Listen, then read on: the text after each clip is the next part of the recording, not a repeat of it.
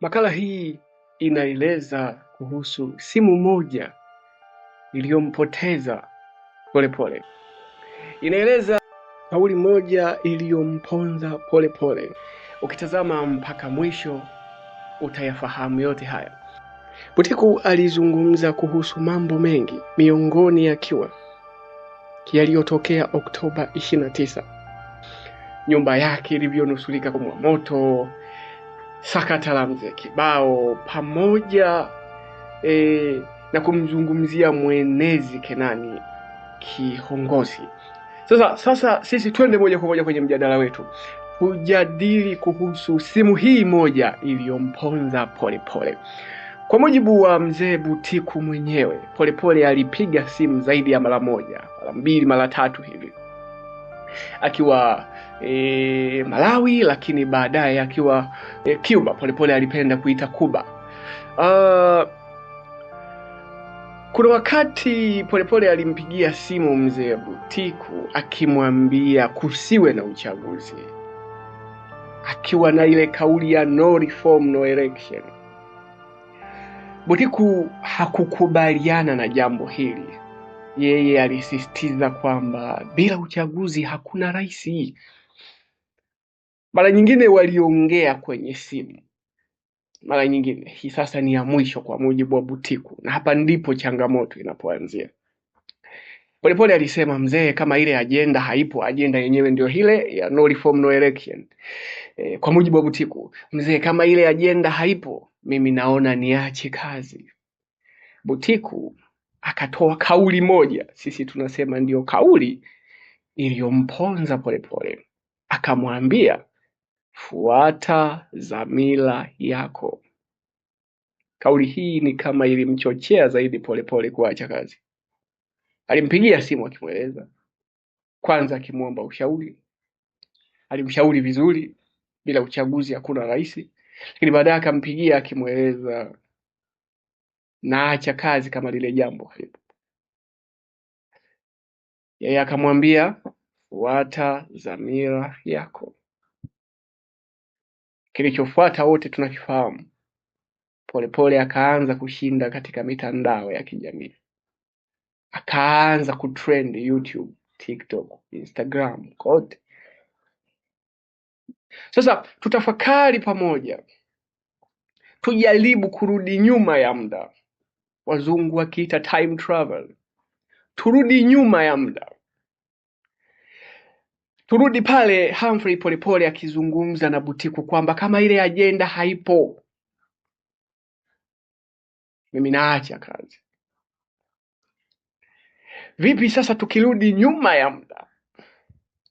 Halafu Butiku akamjibu Polepole kwa hoja hizi nzito. Tunaamini angetumia hoja hizi ambazo anazitaja mwalimu, Polepole asingeacha kazi. Vipi kama Butiku angemweleza Polepole kwamba kumuondoa Samia kama mgombea wa Chama cha Mapinduzi kama alivyotaka Polepole, au kuzuia uchaguzi, hakuna manufaa yoyote, badala yake kuna hasara zaidi ya 3. Hasara ya kwanza ni kuonyesha kwamba Chama cha Mapinduzi kina ubaguzi wa kijinsia, na kwamba mgombea anaondolewa kwa sababu ya jinsia yake. Lilikuwa doa kubwa sana. Lilikuwa doa kubwa. Angemweleza. Lakini kungeleta mgogoro mkubwa wa kidini. Na 3, kungezofisha sana muungano. Lakini wote sasa tunafahamu agenda hii ya kupinga uchaguzi, wote tunafahamu sasa. Hakuna asiyejua tena. Wote sasa tunafahamu agenda hii ya no reform no election ilikuwa na mkono wa mabeberu. Kuna fedha zilitoka kwa mabeberu. Sasa haya yote angeyafahamu Humphrey Polepole, hakika asingefanya alichofanya. Kuna wakati niliwahi kueleza, Humphrey Polepole angejua harakati anazofanya mwisho wake ingekuwa vile vurugu zile, Polepole asingefanya alichofanya. Hakujua. Alivamia harakati za wanaharakati bila kujua hasa ajenda hii imetoka wapi. Kwa hiyo Butiku angeweza kumwelewesha Polepole kwamba awe na imani na Samia Suluhu, kwa sababu kwanza alifanikiwa kwa kiasi kikubwa pokea urais kwa amani. Unajua alipofariki Rais Magufuli na Rais Samia akaupata urais kwa amani bila vurugu, hilo ni jambo kubwa la kupongeza. Haiwi hivyo Afrika, haiwi hivyo, haiwi hivyo Afrika. Tulifanya jambo tukafanana na Waingereza, tulifanya jambo tukafanana na Wafaransa, tukafanana na Wagiriki, tukafanana na watu kutoka Italy, tukafanana na mataifa yaliyoendelea, Marekani. Kabizi kwa amani. Alifanikiwa sana katika hilo. Lakini alianzisha mijadala ya maridhiano. Alikuja na 4R. Maridhiano, tuzungumze kwa nia ya kujenga nchi. Wote tunafahamu kuna TV ambazo zilikuwa zimefungwa, zote alizifungwa. Sasa alikuwa ni ya kuzungumza tu, na kwamba kuna nguvu zaidi ya kuzungumza tukiwa ndani kuliko tukiwa nje. Tukipiga kelele nje tunajenga nini? Tunajenga nini? Kwa hiyo kwa kifupi, ukiliangalia swala hili kama ambavyo nilikuwa nikizungumza kila siku, tazama makala zangu zilizopita nikizungumza kuhusu Polepole. Wakati Polepole anazungumza, alikuwa akimaliza kuzungumza na mimi nazungumza. Nilisema Polepole alikosa washauri, na sisi tukawa tukimshauri. Bahati mbaya sisi washauri tunapewa jina baya, shauri unaitwa chawa. Ya taifa ambalo mtu akija na mawazo ya kizalendo anaitwa chawa. Nasikitisha sana. Mwalimu hawezi kuwa chawa. Tunashauri, tunaona mbali. Msikilize mwalimu. Mwalimu anajua mengi.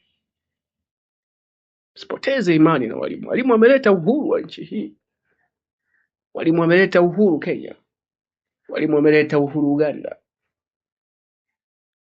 Babake Kiduku wa Korea Kaskazini, aliyepigania uhuru wa Korea Kaskazini, ni mwalimu. Fahamu hilo. Hapo unamsikiliza mwalimu. Unasikiliza mawazo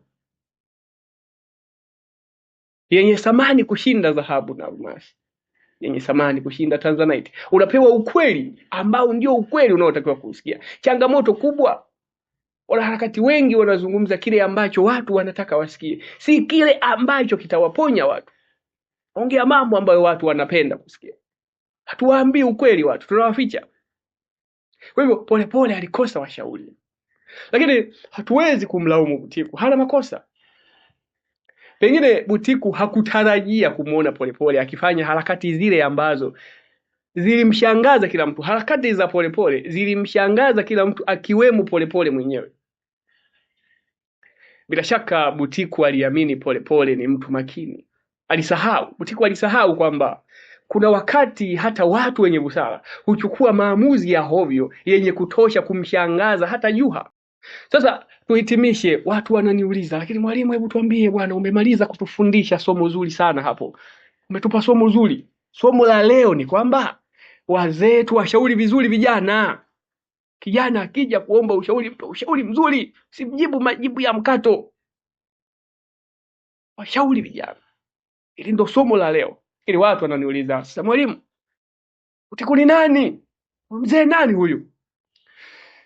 Joseph Warioba Butiku ni mkurugenzi mtendaji na rais wa taasisi ya Mwalimu Julius Nyerere inayojulikana kama Mwalimu Nyerere Foundation, na ni msaidizi wa utafiti binafsi na mjumbe binafsi Tanzania. Joseph Warioba Butiku ni miongoni mwa wanafunzi waliosoma pamoja na rais wa kwanza na muasisi wa Tanzania Julius Kambarage Nyerere. Joseph Warioba Butiku alihudhuria mafunzo ya kijeshi Monduli na alimaliza kama luteni, na hatimaye aliweza kufikia cheo kikubwa kabisa cha meja. Pengine ndio sababu ya kuwa na majibu mafupi haya. Vile vile aliweza kuwa katibu mkuu wa faragha na mkuu wa wafanyakazi chini ya Rais Ali Hassan Mwinyi. Alikuwa katibu mkuu wa Chama cha Mapinduzi CCM kanda ya mkoa wa Mara, na baadaye alikuwa kamishna wa kikanda. Kwa hiyo kwa ufupi, huyo ndio mzee Mzee Joseph Warioba Butiku. Unajua hivi?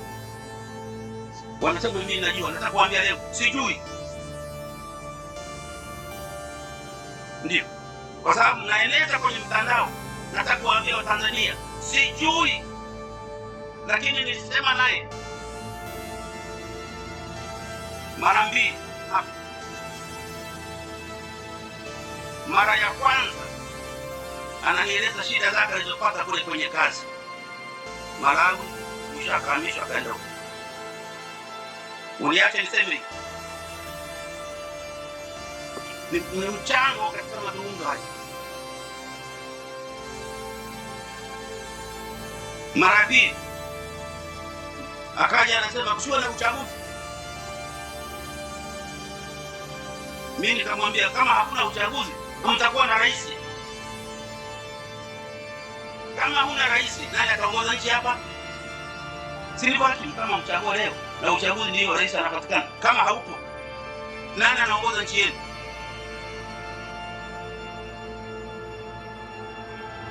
Concept za no reform no election. Matatizo ya reform na uchaguzi katika nchi vyetu yapo. Lakini kuzuia uchaguzi ili msipate viongozi is a very serious thing. Then nchi inakuwa ina vacuum. Na sasa hivi ina vacuum kwa sababu kuna ubishi kwamba huyu sio rais, sio nini. Mara ya tatu atukubaliana akaenda. Mara ya tatu akafika huko akaniambia. Aniambia kwenye simu. Mzee, kama ile agenda haipo, mimi naona niache kazi. Nikamjibu maneno haya. Fata dhamira yako.